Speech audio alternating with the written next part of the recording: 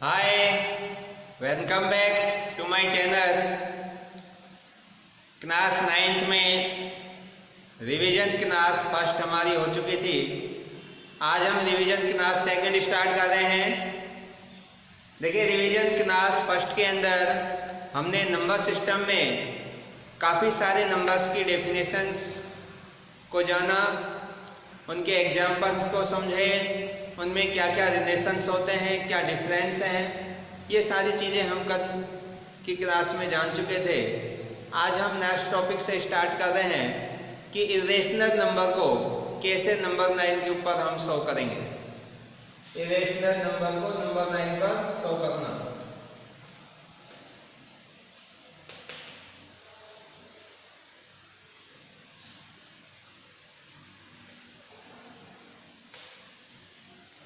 देखिए, irrational number आपके पास में जैसे √2 हो,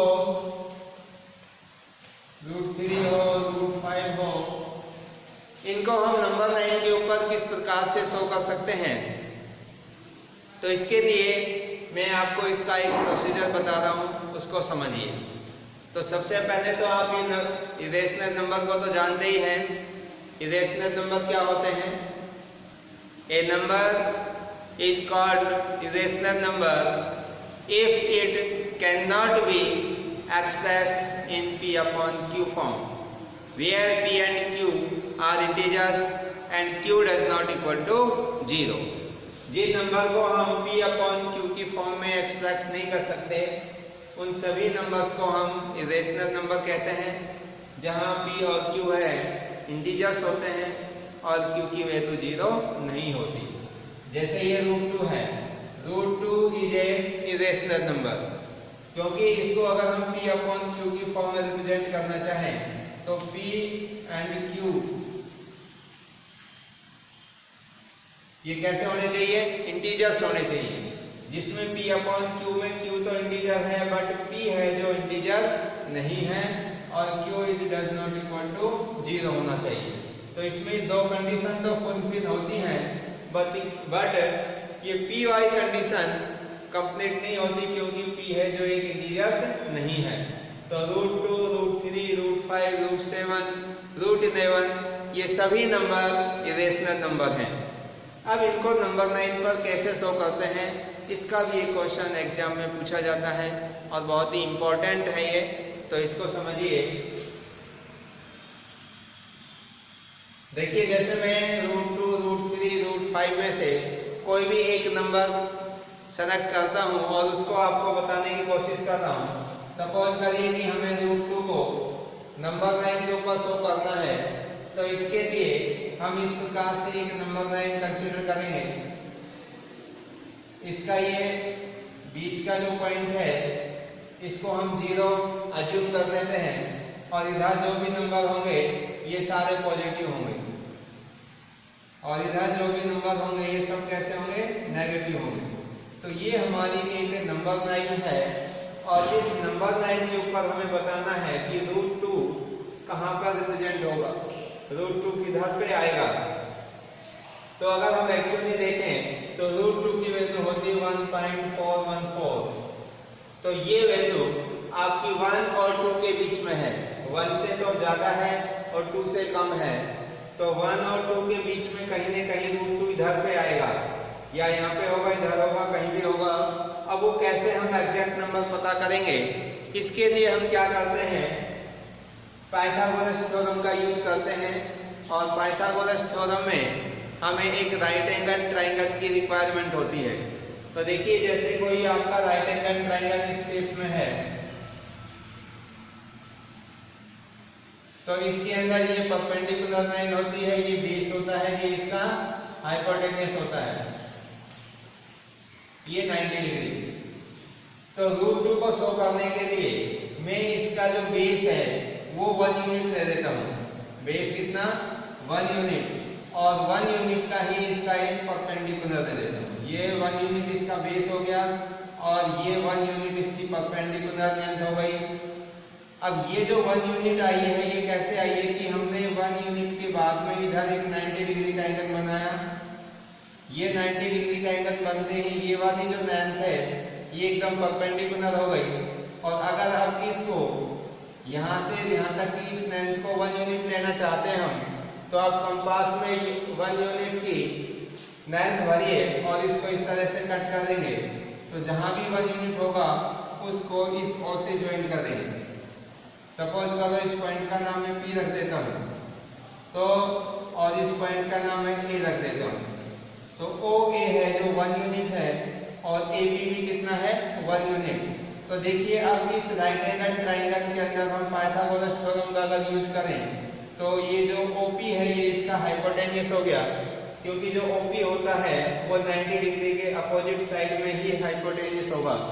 तो इस राइट एंगल ट्राइंगल में कौन से में भाई, in right triangle OAP using Pythagoras theorem,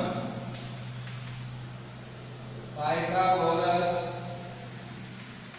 theorem इसका यूज कर सकते हैं इसके अंदर। तो देखिए पाइथागोरस थ्योरम का यूज करेंगे तो ये आपका बेस हो गया, ये परपेंडिकुलर हो गया, ये हाइपोटेन्यूस हो गया। तो हाइपोटेन्यूस का स्क्वायर ये पाइथागोरस थ्योरम होती है, हाइपोटेन्यूस का स्क्वायर इक्वल टू परपेंडिकुलर का स्क्वायर प्लस बेस का स्क्वायर। अब देखिए इसके अंदर परपेंडिकुलर कितना है 1 का स्क्वायर और बेस कितना है 1 इसका स्क्वायर।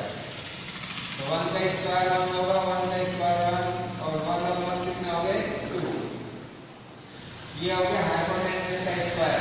अगर हम यहाँ से स्क्वायर को हटाना चाहेंगे तो दोनों साइड का स्क्वायर रूट लेंगे और इसका हाइपोटेन्यूस आ जाएगा 2 का स्क्वायर रूट √2। तो ये वाली जो आपकी ये लेंथ है ये कितनी हो गई √2 आ गई। जब ये वाली डिस्टेंस आपकी √2 है तो अब ये इस डिस्टेंस √2 को हमें इस नंबर लाइन के ऊपर बताना है कहाँ पे होगा।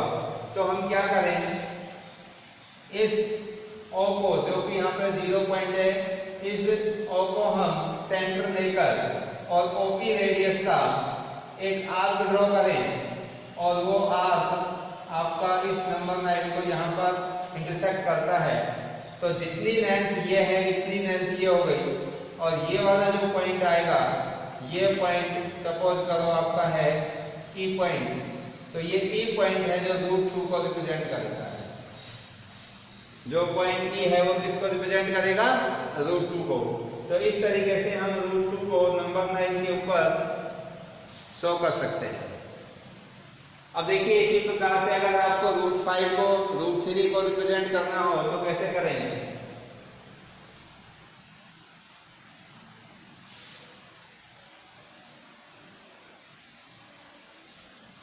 अगर हमें √3 को करना होगी और जब यहां से आप इसका स्क्वायर रूट हटाएंगे, स्क्वायर हटाएंगे तो कितना आ जाएगा √3 आएगा। क्लियर है। एक बार पुनः समझिए इसको कि अगर आपको √3 को नंबर लाइन के ऊपर रिप्रेजेंट करना हो तो कैसे करेंगे। तो √3 को नंबर लाइन पर दिखाने के लिए आपको ऐसे एक राइट एंगल ट्रायंगल ड्रॉ करना है जिसके अंदर जो बेस है वो तो हो जाएगा, सॉरी बेस तो √2 और परपेंडिकुलर हमें वही 1 यूनिट का ही लेना है। तो अब इसके अंदर हम पाइथागोरस थ्योरम का यूज करेंगे। तो OP का square is equal to OA का स्क्वायर प्लस AP का स्क्वायर। तो OA का स्क्वायर प्लस AP का स्क्वायर, तो OA कितना है √2 इसका स्क्वायर प्लस AP1 का स्क्वायर और √2 का स्क्वायर करेंगे 2 और 1 का स्क्वायर 1 तो ये 3। OP स्क्वायर इक्वल टू 3 और OP इक्वल टू कितना आ जाएगा √3। तो ये डिस्टेंस आपकी √3 हो जाएगी। अब इस O को सेंटर लेकर OP रेडियस का जब आप एक आर्क ड्रॉ करेंगे तो ये नंबर लाइन को जहां भी इंटरसेक्ट करेगा तो वो लेंथ आपकी √3 को रिप्रेजेंट करेगी। क्लियर है। इसी प्रकार से देखिए √5,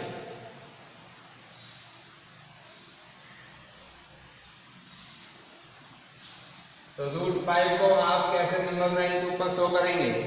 तो इसके लिए भी हमें एक राइट एंगल ट्राइंगल कंसीडर करना है, जिसके अंदर आप बेस तो कितना रखेंगे 2 और परपेंडिकुलर कितना रखेंगे 1। जैसे पी ओ या ए रख लीजिए इसको और इसको ओ, ये 90 डिग्री का एंगल है। तो अब इसके अंदर ये बेस हो गया और ये क्या है इसका परपेंडिकुलर लाइन। तो पाइथागोरस थ्योरम का यूज करेंगे तो ये जो ओपी हाइपोटेन्यूस है वो कितनी आएगी, ओपी का स्क्वायर इक्वल टू ओए का स्क्वायर प्लस एपी का स्क्वायर। ओए कितना है 2 का स्क्वायर, एपी कितना है 1 का स्क्वायर, तो 4 + 1 = 5। और जब ओपी स्क्वायर से स्क्वायर को हटाएंगे तो ओपी कितना आ जाएगा आपका √5। तो ये वाली डिस्टेंस आपकी √5 हो जाएगी। अब ये डिस्टेंस आपकी √5 है, तो देखिए अब जैसे ये आपकी कोई भी एक नंबर लाइन है, ये इधर मैं इसको 0 इधर 1 इधर 2 इधर 3 -1 -2। अब मैंने क्या कहा इसका बेस कितना लेना है आपको 2 यूनिट। तो यहाँ से यहाँ तक ये तो बेस बन गया 2 यूनिट। फिर यहाँ पर आपको 90 डिग्री का एंगल ड्रॉ करना है और 90 डिग्री का एंगल ड्रॉ करके इस वाली लेंथ को 1 यूनिट लेना है।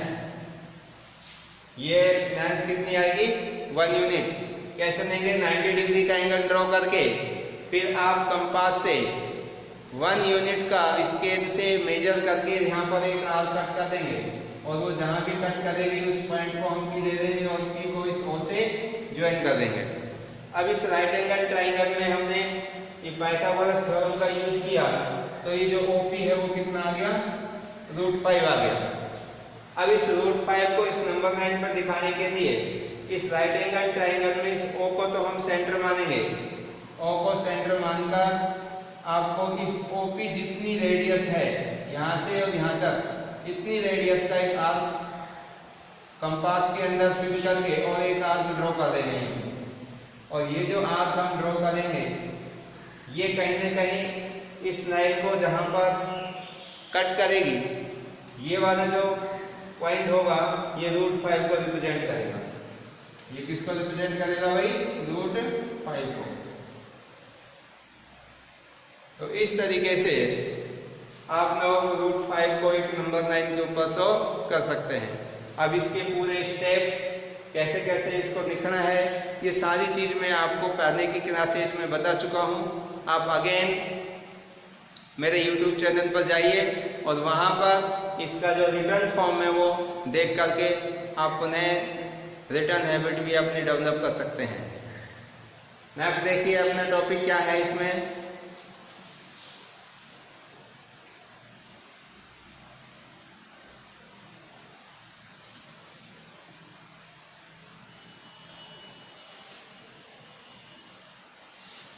नेक्स्ट इसका एक इम्पॉर्टेंट टॉपिक है कि अगर कोई भी डेसिमल एक्सपेंशन आपको दे रखा हो और उस डेसिमल एक्सपेंशन को हमें P/Q की फॉर्म में कैसे रिप्रेजेंट करना है।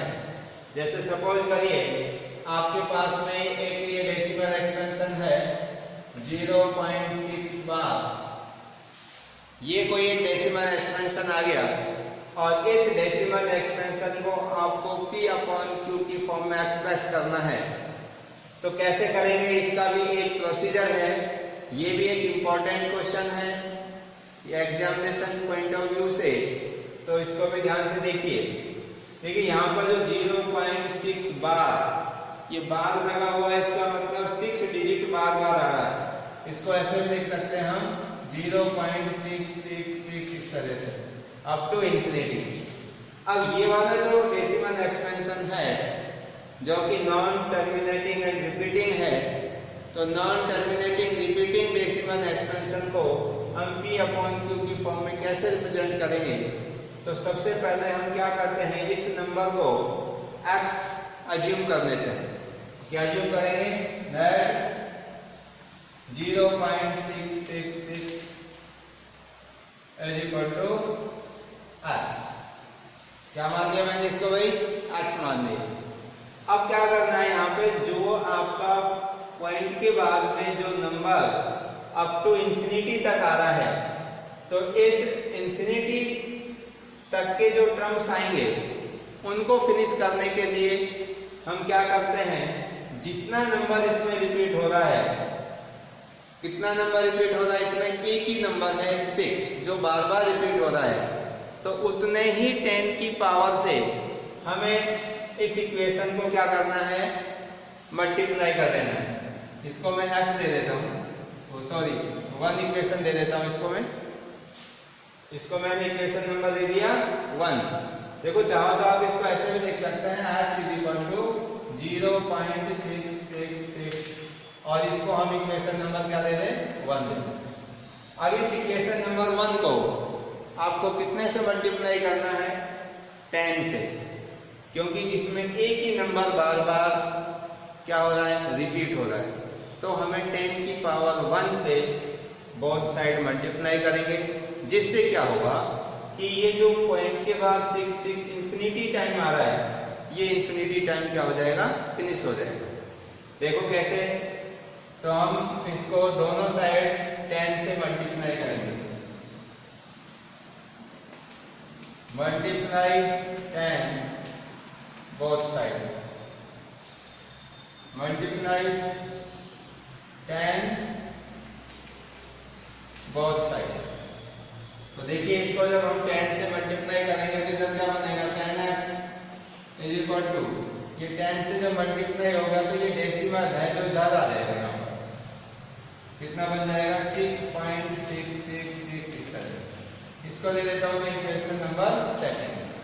अब देखो ये पॉइंट के बाद जो 6 अप टू इंफिनिटी आ रहा है और यहाँ भी पॉइंट के बाद 6 अप टू इंफिनिटी आ रहा है, तो इसको इंफिनिटी तक के टर्म्स को फिनिश करने के लिए मैं सेकंड इक्वेशन में से फर्स्ट को सब्ट्रैक्ट कर रहा हूँ। क्या कर रहा हूँ भाई, सब्ट्रैक्ट फर्स्ट फ्रॉम सेकंड। तो देखिए इसको इस तरह से लिखेंगे अब, तो 1 9 और इसमें आ जाएगी। अभी सेकंड में से फर्स्ट को माइनस कर रहा हूँ, इधर 10x में से माइनस हो जाएगा x, और इधर इस नंबर में से ये नंबर माइनस हो जाएगा, तो ये 6.666 माइनस करेंगे 0.666 अप टू इंफिनिटी। अब देखिए जो इसमें से इसको माइनस करेंगे तो पॉइंट के बाद में जो 6 है, इसमें से पॉइंट के बाद जो 6 है अप टू इंफिनिटी, ये आपका सारा माइनस होकर 0 हो जाएगा और यहाँ क्या बचेगा, ओनली 6 बचेगा। और 10x में से 1x माइनस करेंगे तो 9x बच जाएगा ये, तो 9x इज इक्वल टू 6। ये सारा माइनस होकर 0 हो जाएगा, ओनली 6 बचेगा। और x की वैल्यू निकालनी है तो 9 से डिवाइड कर देंगे 6/9 और ये 3 से कैंसिल हो जाएगा, 3 2 जा 6 और 3 3 जा 9। तो ये आपका P/Q की फॉर्म में आ गया, इट इज P/Q फॉर्म। ये आपका P/Q की फॉर्म है। तो ये पूरे प्रोसीजर को आप इस तरीके से रिप्रेजेंट कर सकते हैं। देखिए आपको विशेष कर ध्यान रखना है बस इसमें कि जो भी नंबर जिसके ऊपर ये बार लगा हो उसमें देखना है कि बार कितने नंबर के ऊपर लग रहा है। अगर सपोज करो ये होता है ऐसे होता 6 7 बार, तो कितने डिजिट इसके अंदर बार बार आ रहे हैं, 2 डिजिट। तो हम क्या करते, इस इक्वेशन फर्स्ट को 10 की पावर 2 से मल्टीप्लाई कर देते दोनों साइड। अगर ये 3 से 3 नंबर बार बार रिपीट हो रहे होते तो 10 की पावर 3 यानी कि 1000 से दोनों साइड इसको मल्टीप्लाई कर देंगे। बस ये चीज आपको ध्यान रखनी है और इससे फिर ये P/Q फॉर्म में रिप्रेजेंट हो जाएगा।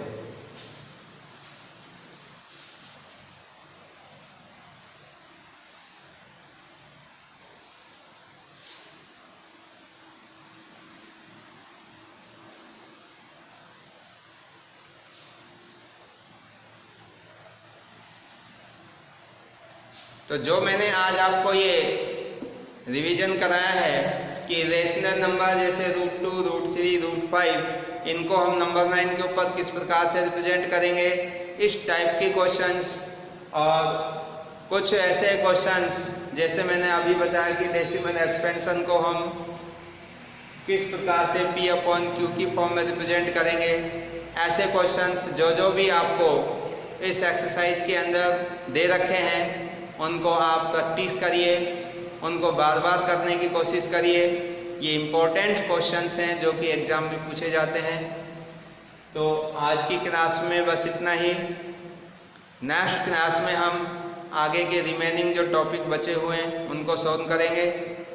तो आप जो भी बच्चे देर से मेरे साथ में जुड़े हैं वो इस रिवीजन क्लास को बार बार देखें और अपने कंसेप्ट को क्लियर करें और इनसे रिलेटेड जो भी क्वेश्चंस आपकी एक्सरसाइज में दे रखे हैं उनको आप सॉल्व करें।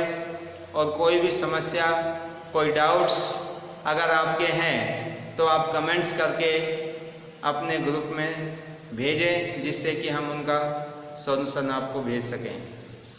So thank you and thank you very much. Okay.